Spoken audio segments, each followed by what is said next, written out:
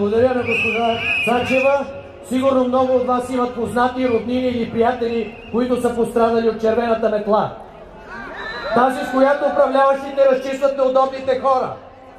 Метлата, с която се освобождава място за послушните кадри, изпълняващи поръчки на новата тройна коалиция.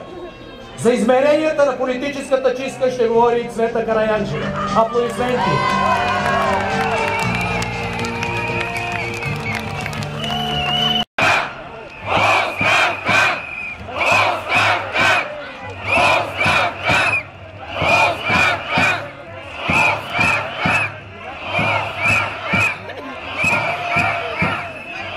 Благодаря на госпожа Караянчева.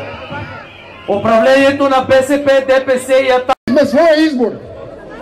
Ние сме тук да го защитим. Месеци наред бяхме смирени.